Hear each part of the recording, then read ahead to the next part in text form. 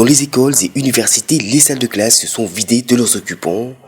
Les regroupements de plus de 50 personnes sont désormais interdits et les lieux de spectacle appelés à baisser les rideaux jusqu'à nouvel ordre. Le Niger se met au rythme de la communauté internationale face à la menace du Covid-19.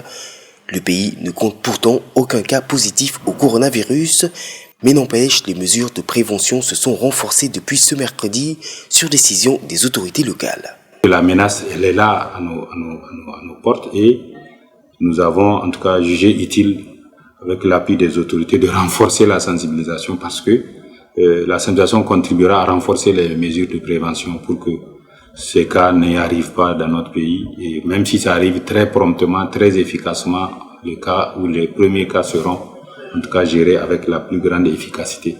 Si le Niger reste l'un des rares pays ayant encore échappé au virus, les impacts de l'épidémie, quant à eux, y sont bien visibles.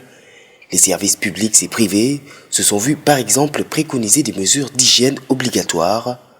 Pour ce professionnel de la communication, les navettes se sont ainsi multipliées entre le bureau et les sanitaires, sans compter les conséquences d'un confinement désormais international. Nous, par exemple, qui sommes dans le domaine de la communication, en général, il y a des commandes que nous faisons d'abord en Chine et maintenant c'est dans beaucoup d'autres pays. Tu fais des commandes et ça traîne, ça ne vient même pas. Et donc voilà les soucis auxquels nous sommes confrontés.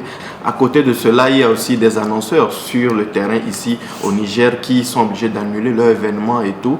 Et là également, ça nous fait aussi des manques à gagner parce que s'ils annulent leurs événements, nous aussi on ne peut pas faire notre travail. Dans son adresse à la nation mardi soir, le président nigérien Mahamadou Issoufou a notamment émis, entre autres mesures, l'hypothèse d'une restriction de l'accès aux lieux de culte. Une décision soumise à une rencontre prévue avec différents guides religieux du pays.